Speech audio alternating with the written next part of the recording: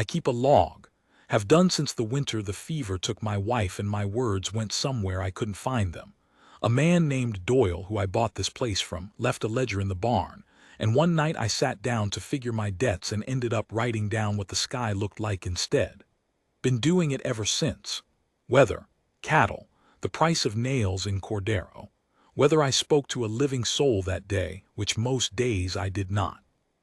That morning's entry, the one I wrote before any of it happened, said only, "Storm coming up from the south.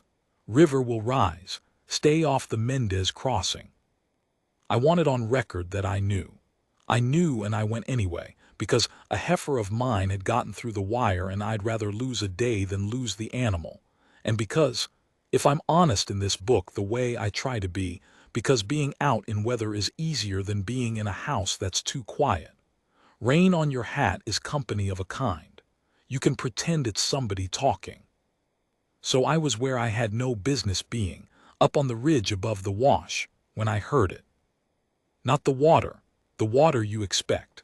The water you can hear coming for a mile, a low grinding the way a freight train sounds before you see it, all that runoff pouring down out of the high country gathering everything loose in its path. No. Underneath the water I heard a sound I will be hearing the rest of my life. A child screaming, and then more than one. Let me set this down plain, the way it was, before the years sand off the edges of it. The Mendez Wash isn't much in dry season. A scar in the desert, a dry sandy throat maybe 40 feet across, the kind of place a body crosses without thinking. But when it rains in the mountains south of us, it doesn't rain here, it arrives here. The wash fills in minutes. I've seen it go from bone dry to a brown muscle of water taller than a horse in less time than it takes to roll a cigarette. Men have died crossing the Mendez who never felt a drop of rain on their own heads. The sky over them blue as a robin's egg, and a wall of water coming down to take them just the same. That is what was coming, and down in the throat of it halfway across was a wagon. A poor wagon. I saw that even from the ridge, no proper canvas, just hide and a frame, the kind a family puts together when they have more children than money. One mule, lathered and screaming, its eyes rolled white, hauling against a wheel that had dropped into the soft sand and stuck. And around the wagon, dark against the brown, were people. A woman and children. I started counting and lost count and counted again, the way you do when your mind refuses a number. Small ones. So many small ones. I have asked myself many times since why I didn't freeze. I'm not a brave man, I want that understood. I've run from things smaller than this. But there's a thing that happens in a body that has decided, somewhere down deep, that it does not much care whether it lives, and I had decided that 11 years back on a porch with a shovel in my hands. A man who doesn't fear his own death is not brave. He's just emptied out. And an emptied out man will sometimes do brave things for the simple reason that he has nothing left to lose by them. I put my heels to my horse and went down the ridge so fast I should have broke both our necks. The mother saw me before the children did. I'll never forget the look.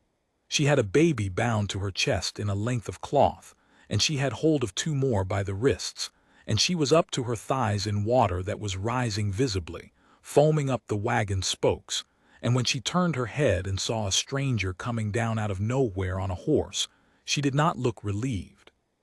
She looked terrified of me. I understood it later. I didn't then. I just saw a woman more afraid of the help than the drowning, and it confused me even as I was throwing myself off my horse into water that hit me cold as a slap, and tried immediately to take my legs out from under me. "The wheel," I shouted, though I doubt she had my words. Get them up on the high side." She was Apache. I want to be careful how I say this, because in those days a great many things were said about the Apache by men who had never stood in a river with one, watching her count her children with her eyes the way I'd seen no mother count anything, fast, frantic, touching each small head as if her hand could anchor them to the earth. 1, 2, 3 reaching from inside the wagon, 4 and 5 clinging to her skirts. The baby, 6. She was screaming a name. Over and over the same word, turned toward the downstream dark where the water was already brown and thick and moving like something alive. 6 children with her, and she was screaming for a 7th. I'm going to tell the next part slowly because it happened fast, and fast things deserve to be slowed down or they get lost. The water was at the wagon bed.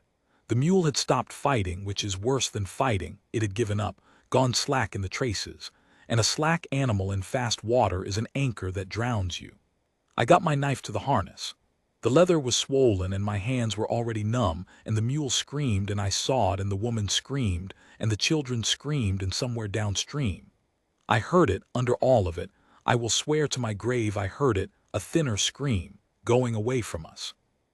The 7th child, the water had it.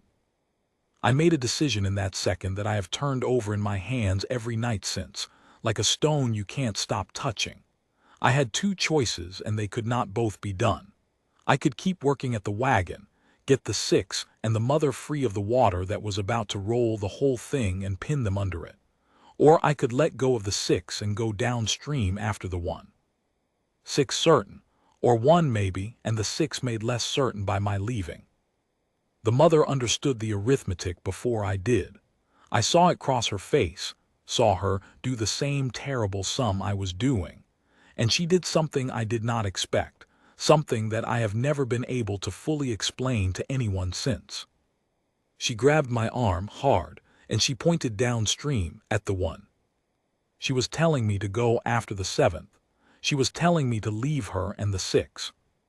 I want to be clear about what she was choosing, because I didn't grasp the whole shape of it standing in that water, and I'm not sure I grasp it now. She was a mother of 7 with 6 of them in her hands and 1 of them gone, and she looked at a stranger, a white man, in a country where white men had given her people every reason to expect the worst, and she made the impossible choice to risk the 6 she could see for the 1 she couldn't. She trusted that she could hold the 6 herself. She trusted me with the 1 she loved enough to gamble the rest. Or maybe that's not it at all. Maybe she simply couldn't make her arm point any other direction. Maybe a mother's body just refuses to write off a child while there's any current at all to chase it down. I have stopped pretending I know what was in her. I only know what her hand did. It shoved me downstream. So I went. I have never been a strong swimmer, and the Mendez in flood is no place to learn. I went under twice. The second time I came up against a snag of mesquite and cactus the flood had ripped loose, and it tore my shirt half off and opened my side, and I felt none of it. The cold had eaten all my feeling, and I kept my eyes downstream looking for the child and saw nothing, brown water and brown sky and the carcass of someone's chicken coop spinning past. And I thought, it's gone, the child is gone. You came all this way for a body you won't even find. And then I saw the hand. Just a hand. Small, brown, gripping a branch of the same drowned cottonwood the flood had caught me on, 30 feet down, in a tangle of debris where the current had jammed up enough wreckage to make a kind of dam.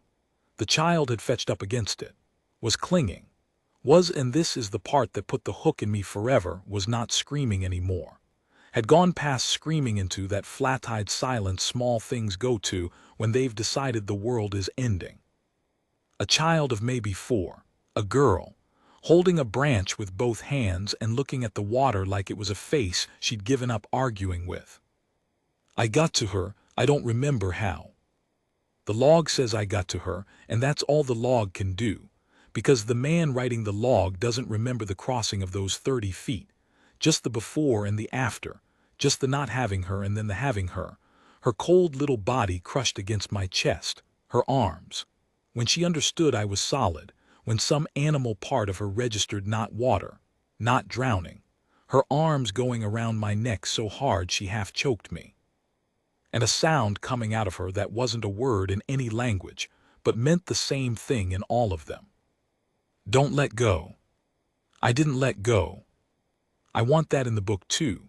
Whatever else I've failed at, and the list is long, I did not let go of that child. Getting back upstream was not possible, so I didn't try. I let the water carry us both, kept her head up, kept us off the worst of the snags, and where the wash bent and slowed and spread out shallow over a gravel bar maybe a quarter-mile down. I got my feet under me and walked us out, the two of us, onto dry ground, into a stand of Palo Verde, where I sat down hard because my legs had quit and held the child and shook. She was alive. Cold, half-drowned, gone silent in a way that frightened me, but alive, her heart going like a trapped bird against my own. I had no notion whether her mother and the other 6 were alive at all. I got up, God knows how. I carried her back up the wash on foot, on the high ground, the rain finally reaching us now, fat warm drops out of a sky that had finally caught up to its own flood, and the whole quarter-mile I talked to her nonsense, the way you'd talk to a spooked horse.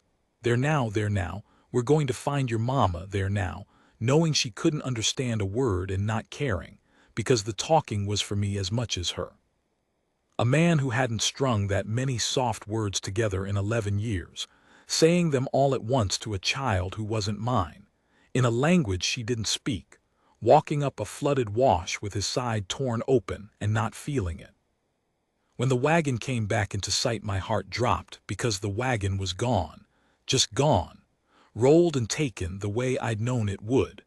Where it had been there was only churning brown water, wider now, hungrier. And on the far bank, the high bank, the side I hadn't been able to reach, was the mother. And around her, soaked and shivering and clinging to each other and to her, were 6 children. She'd held them. With the strength of one woman against the whole flooded Mendez, she had held all 6 and gotten them up and out, and she was standing on the bank now turned downstream, scanning the water with her whole body leaned into the looking, and she had not yet seen us, and I understood that she was watching the river for her 7th child the way you watch for something you have already mostly stopped believing will come back. I called out. She turned. And I lifted the girl, lifted her up out of the crook of my arm so the mother could see her face, see her move, see her alive. And across 40 feet of killing water, I watched a woman's whole body break open with a thing that was past relief, past joy. A thing there's no clean word for, the sound of which carried over the flood and went into me and is in me still. She'd kept 6. I brought back the 7th, all 7, every single one.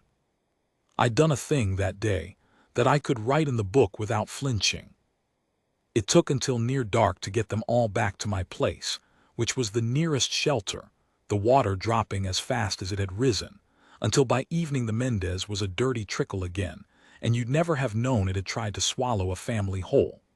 I carried 2 of the little ones part of the way. The mother carried the baby and the 4-year-old both, refusing every offer to share the load, watching me the entire time with eyes that had not yet decided what I was. My house had not held this many people since the funeral. It had not held this much noise, children's noise, the particular racket of small ones who have been frightened and are now warm and safe and remembering how to be children. I lit the stove. I had not enough food for this and gave them all of it anyway, every bean and biscuit in the place, and watched 7 children eat like they hadn't in days, which I suspect they hadn't, and watched the mother eat last and least, the way mothers do, taking only what was left. I didn't know her name. She didn't know mine. We had no language between us but the one we'd already spoken in the river, which was the oldest language there is, the one that says, I will not let go of you without using any words at all. That night she sat against the wall by the stove with all 7 children sleeping in a heap around her, and she did not sleep. Every time I woke, and I woke often, my side throbbing now that the cold had let go its grip, she was awake, watching me. Not with fear anymore, with something I couldn't read, something working behind her eyes, some decision being made, slow and heavy, the way she'd made the decision in the river. I should have been uneasy, a strange family in my house, a woman watching me through the dark. I wasn't. For the first time in 11 years, the quiet in my house was full instead of empty, and I lay there in the dark listening to 7 children breathe and the rain settle into a soft drip off the eaves, and I thought a thought I hadn't let myself think in a long time. I thought, I don't want them to leave. I was ashamed of it the second I thought it. They weren't mine to want. She had people somewhere, surely. She'd been crossing the Mendez going towards something or away from something, and they'd be gone in the morning and my house would be quiet again. And that was right. That was how it should be. I had no claim. I'd done a thing any man should do, and it earned me nothing but the doing of it. But I lay awake wanting it anyway in the dark, with my torn side aching, and I think she knew. I think she watched me lie there wanting and understood it, the way she'd understood the arithmetic in the river. I think that's part of why she did what she did the next morning. She woke me at first light. The children were still sleeping. She'd untangled herself from them without waking a one, and she crouched beside where I lay and touched my shoulder. And when I opened my eyes, she was very close, her face serious, her hands moving, and I realized she was going to try to tell me something with no words to tell it with. She pointed at me, then at the sleeping children, all 7 of them, sweeping her hand across the whole pile of them. Then she pressed her hand flat against her own chest, over her heart, and held it there, and looked at me with an expression so fierce and so frightened and so full of something enormous that I sat up out of pure instinct, the way you sit up when you sense a thing about to happen that will change the shape of your whole life. I didn't understand. I shook my head, I don't understand, and she did it again, slower, pointed at me, at the children, her hand on her heart. And then, and this is the part the whole story turns on, the part I came home and sat on my porch step for 3 days trying to understand. She did something with her hands that I had seen Apache do, that I knew the meaning of, that there was no mistaking even across the gulf of having no shared word. She made the sign for take, for keep, for yours. She pointed at her 7 children, asleep and safe and warm on the floor of my house, and she asked me, a stranger, a white man, a man who'd known her one single day, a man emptied out by his own grief 11 years deep, to take them, to keep them, to make them mine. She was asking me to be their father.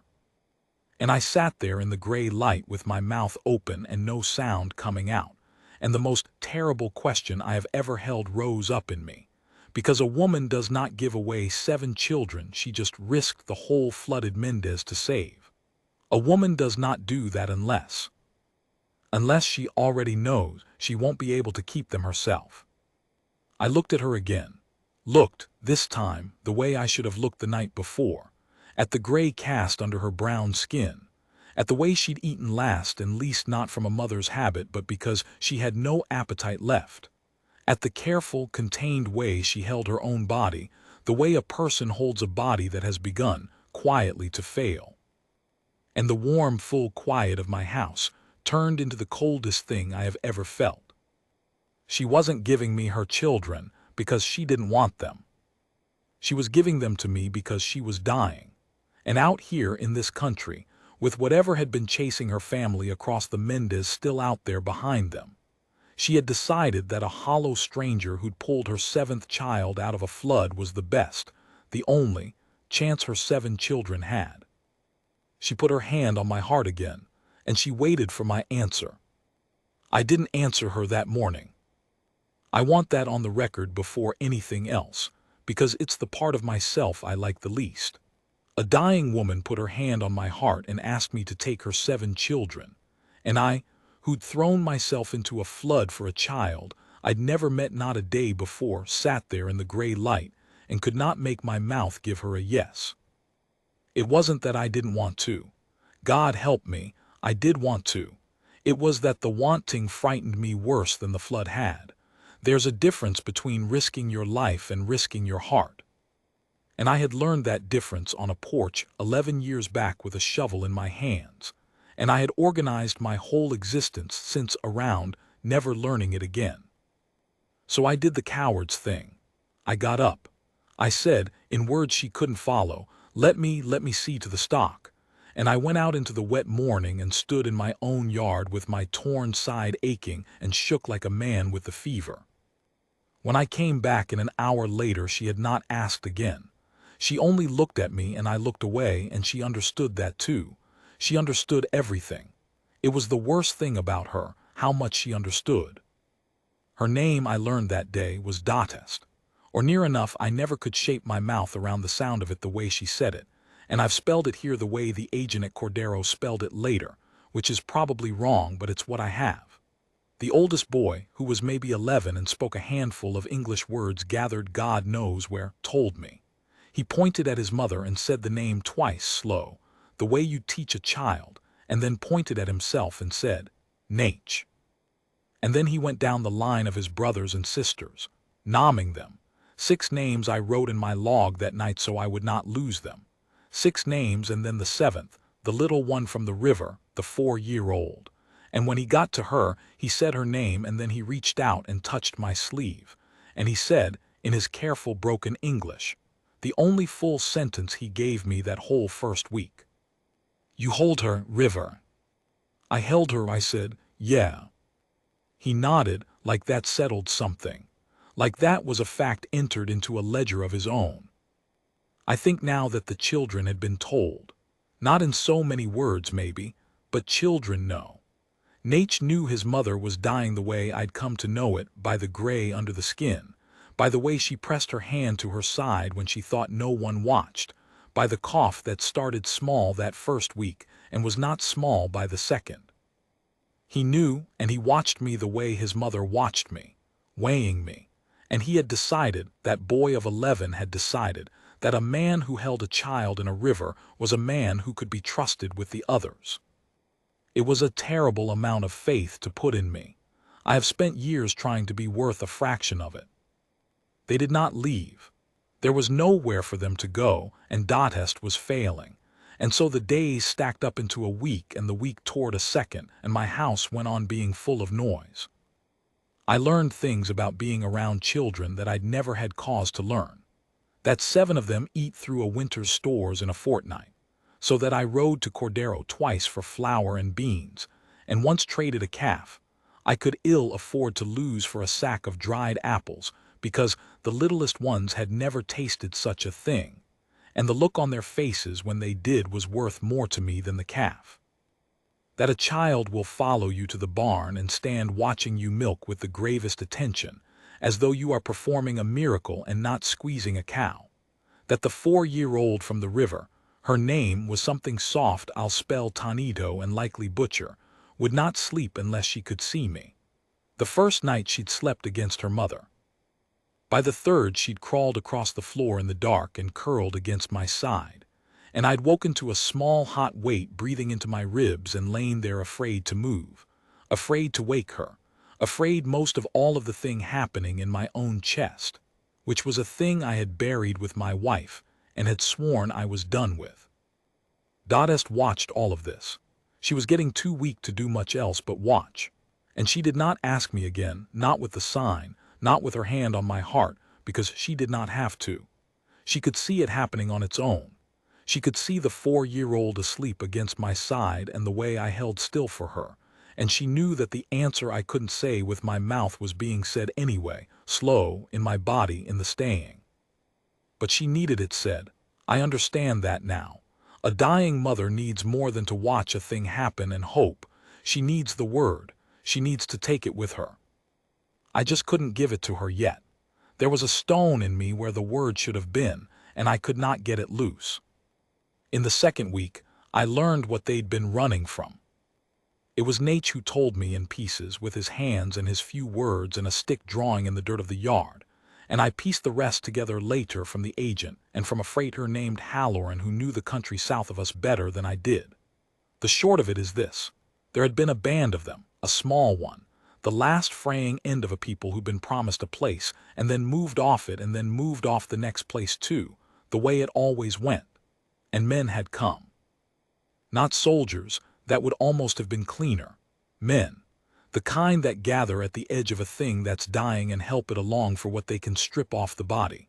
There'd been a payment offered in those years for Apache. Bounties. I'll not pretend it was otherwise. A man could be paid for an Apache scalp in some of the territories then, and not be too particular about whether the scalp had belonged to a warrior or a woman or a child. Dot's husband had stayed behind so that she could run.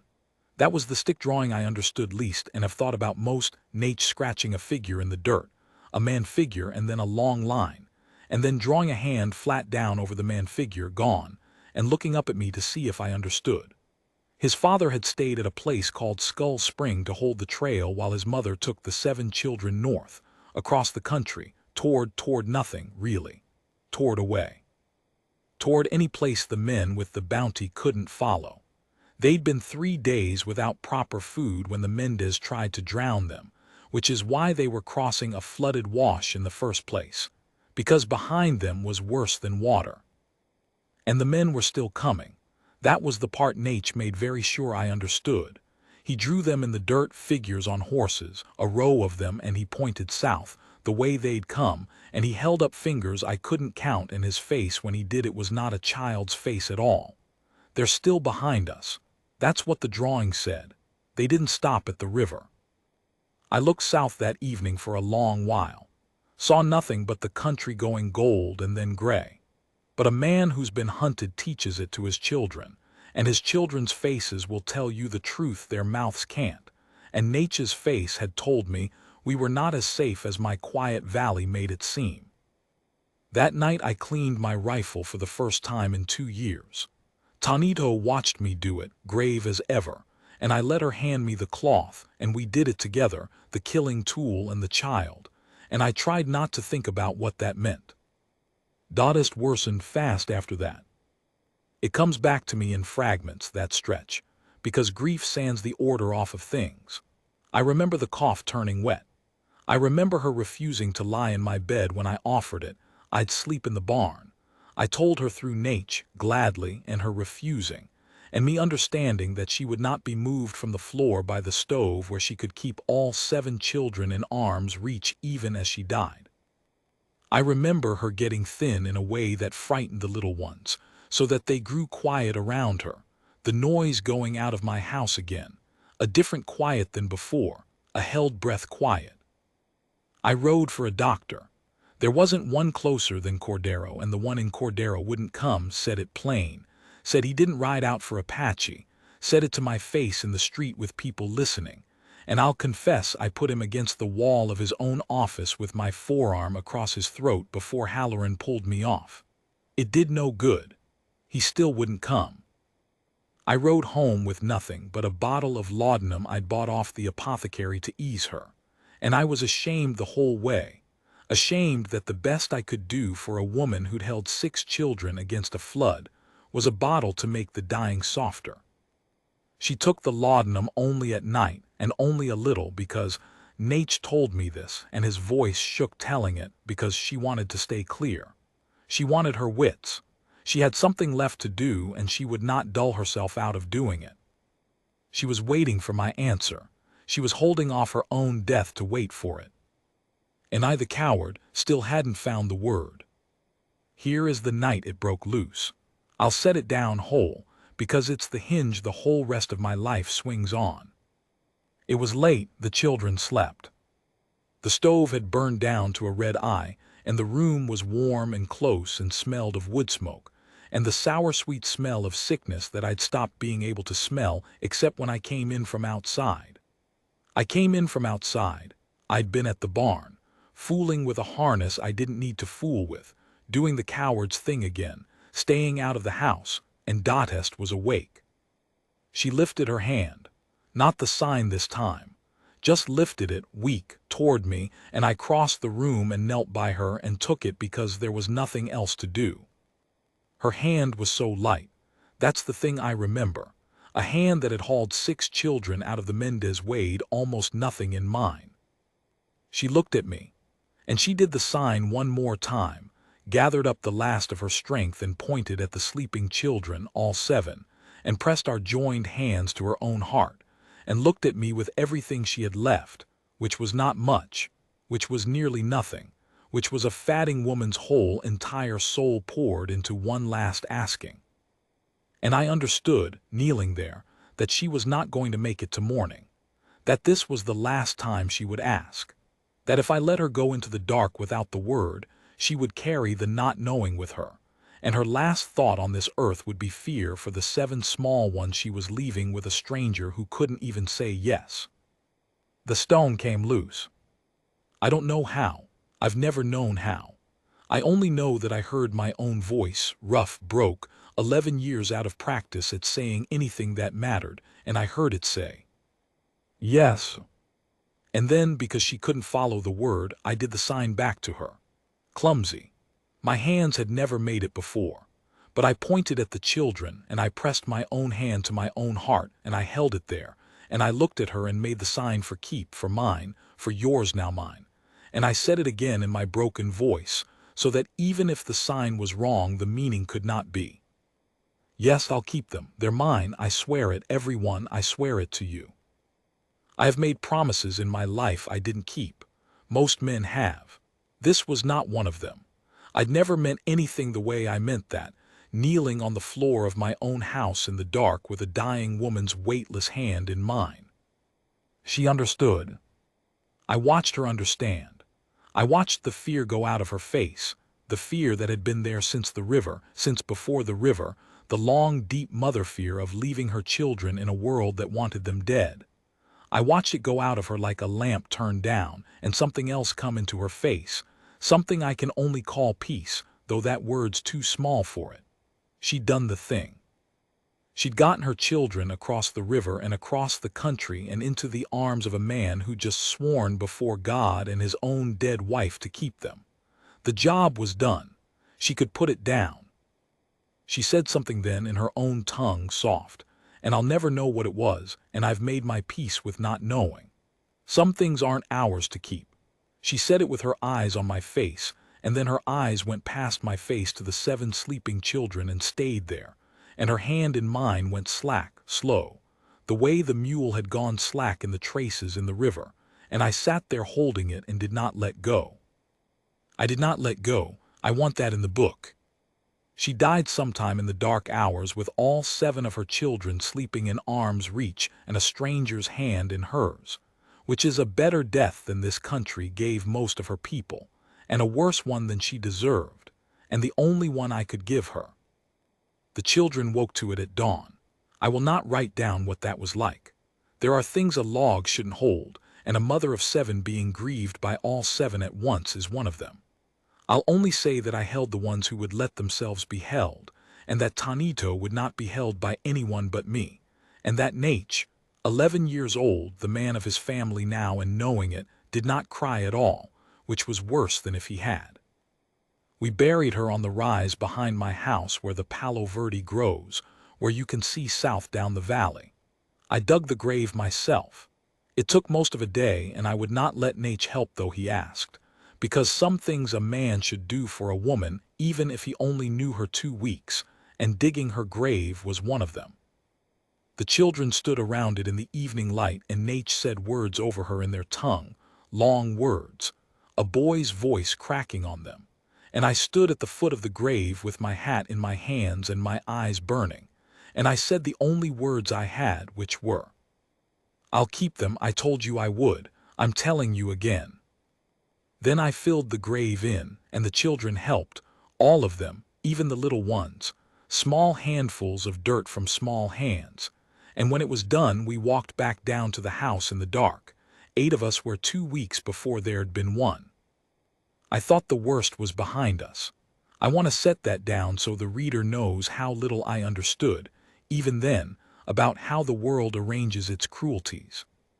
Because 3 nights after we buried her, 3 nights, the children still raw with it, Tanito waking screaming and only quieting when I carried her out to look at the stars.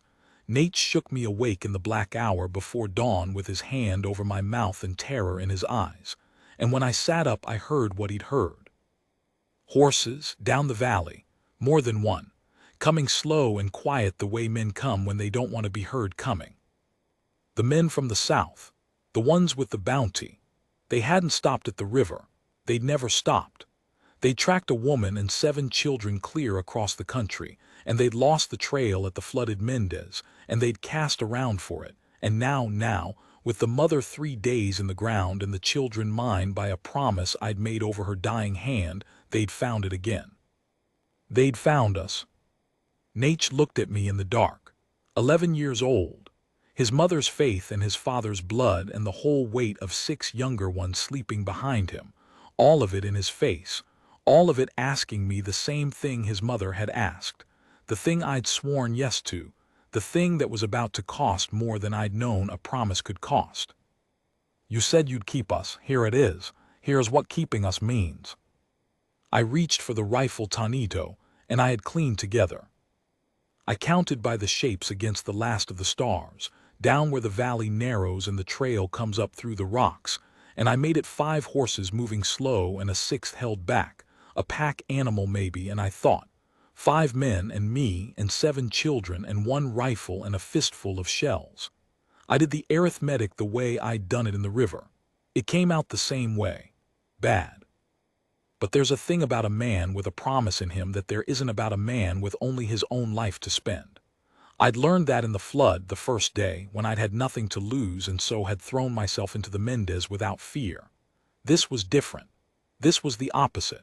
This time I had everything to lose, 7 of them, sleeping behind me in the dark, mine by an oath sworn over a grave, and you'd think that would make a man more afraid. It didn't. It made me into something I'd never been. It made me hard all the way through, hard the way the iron of a stove gets when the fire's been in it long enough. I was not going to let go of them. I had told her I would not let go. "Nate," I whispered, "get them up, quiet, out the back into the rocks behind the spring the way I showed you." I'd shown him the day after we buried his mother, walked him up the draw behind the house to a split in the rock where a person could hide and not be found, because I'd had a feeling, and a man should trust his feelings out here. "Take the little ones. Don't come out. Whatever you hear me. Whatever you hear, you don't come out till it's me that calls you." He looked at me. I want to be honest about what was in his look, because it wasn't fear, or it wasn't only fear. It was the look of a boy being asked to leave a man to do a thing alone, and hating it and understanding it both at once. His father had stayed at Skull Spring so his mother could run. Now I was telling him the same shape of thing, you take them and go, and I'll hold the trail, and he knew the shape of it. He'd lived the shape of it, and he knew where that shape usually ended. "You come too," he whispered. Not a question, almost an order from an 11-year-old to a grown man. "I'll come when I can," I said, which was the first lie I'd told him. And he knew it was a lie, and he took the little ones anyway, because what else could he do? Tanito would not go. She had hold of my shirt with both fists, the same grip she'd had on the cottonwood branch in the river, the same grip she'd had on my neck, and she would not let go, and there was no time, the horses were closer now, and I had to pry her hands loose finger by finger while she made that sound from the river again, the wordless one, the don't let go one. And I put her into Nature's arms and I said, I'm coming, I promise, go." And I told her the same lie I'd told her brother, and she looked at me with her mother's eyes. She had her mother's eyes, all of them did, but Tanito most. And then Nate carried her up the draw into the dark, and they were gone, and I was alone in the house, which 2 weeks before had been the only thing I knew how to be, and which now felt like the loneliest place in all the world. I'm not going to make the next part into more than it was. Men who have never done a thing like it make it into a song. Men who don't talk about it at all, mostly, and now I think I understand why. I didn't fight them in the house. A house is a trap, 4 walls and 1 door, and I knew the ground and they didn't. And a man who knows the ground in the dark has the only real advantage there is. I went out the back the way I'd sent the children, but I went sideways, up into the rocks on the east side where I could look down on my own yard, and I waited. They came careful. They were not fools, bounty men aren't fools, they're worse than fools, they're patient, and they sat their horses at the edge of my yard a long while, watching the dark house, before one of them got down. He went to the door. He called out something I didn't catch. And when nothing answered, he went in, and I heard him moving in there in my house, among the things of my dead wife, and the things of the dead mother, and the small scattered things of 7 children. And something in me that had been hard as stove iron got hotter than that, went past hard into something I don't have a clean word for.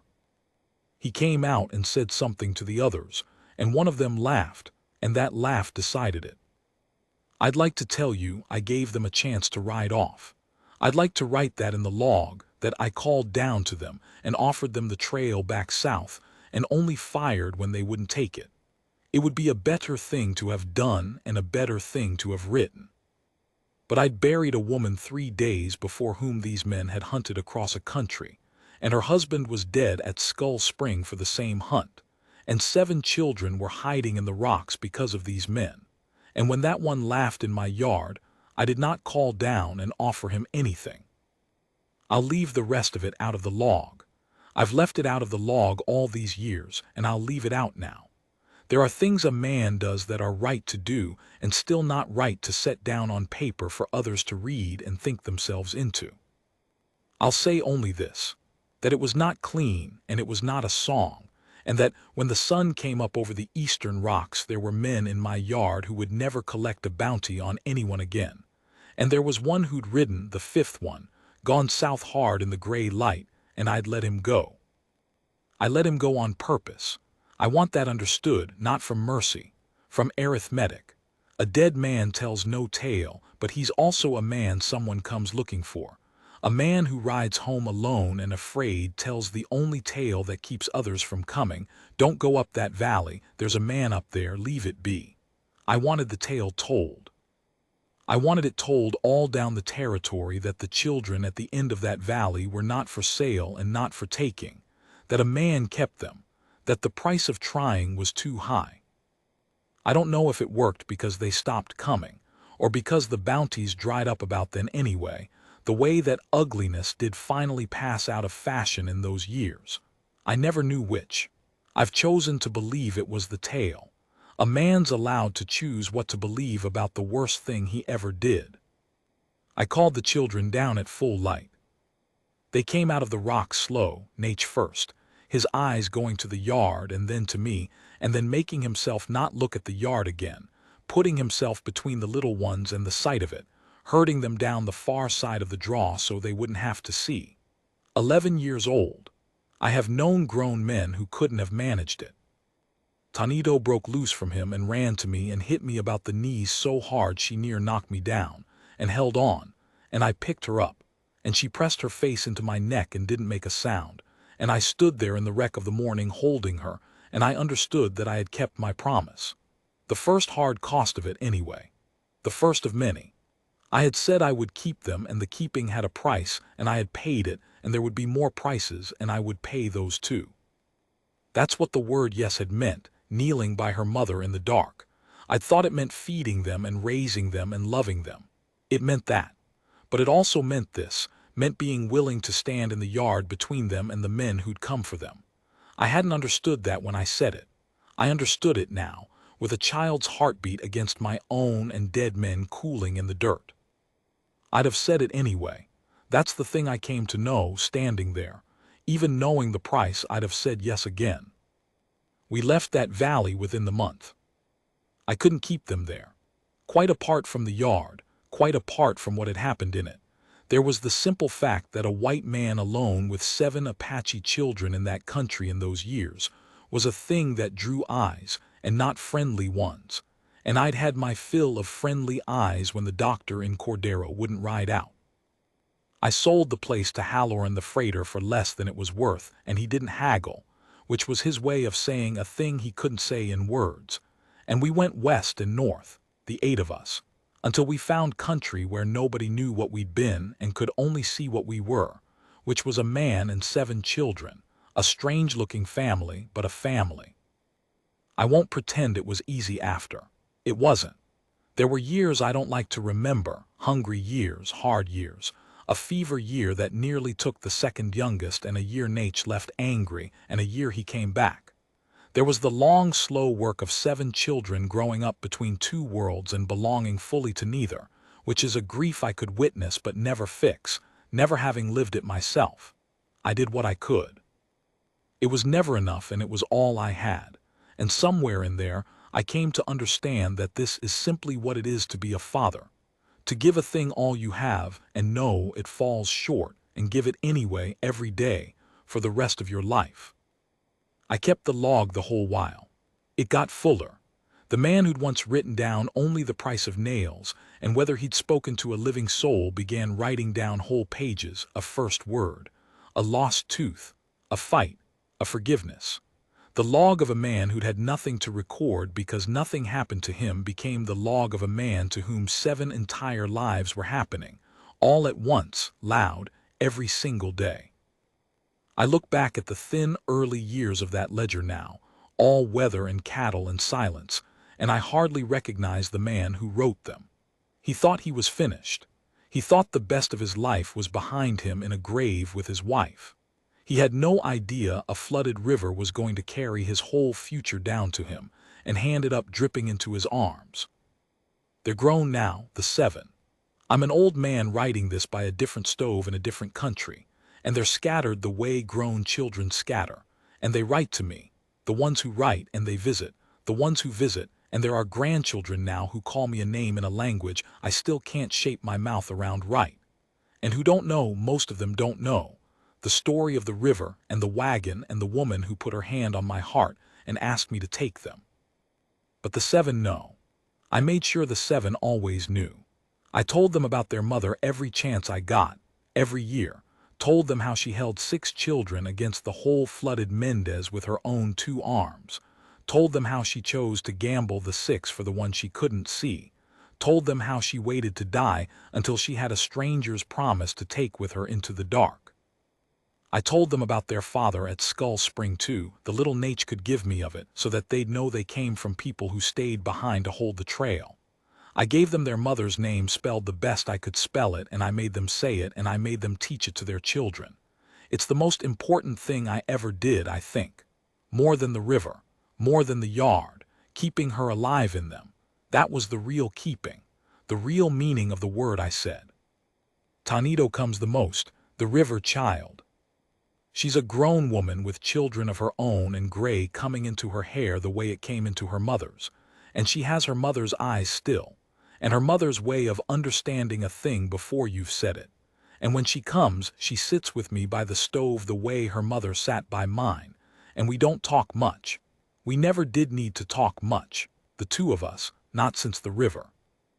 Last time she came, she brought me a thing. She'd kept it all these years, and I never knew. It was a child's shoe, small, worn, the leather gone hard with age.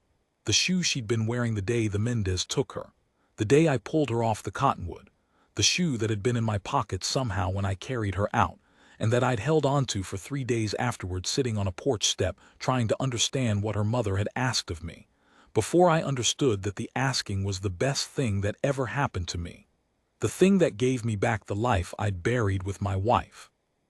The thing that made an emptied-out man into a father, into something, into someone with 7 reasons to be alive instead of none. She put it in my hands, the little shoe, and she said the thing her mother said that last night, the soft words in their own tongue that I never understood, that I'd made my peace with never understanding. She'd carried them all these years too. She said them to me, the same words, and this time she told me what they meant. And I'm not going to write down what they meant. I've written down nearly everything else in this long account, the river and the grave and the yard and the years, but I'm going to keep that one thing for myself, here at the end, the way Datest kept her children gathered in arm's reach right up until the dark.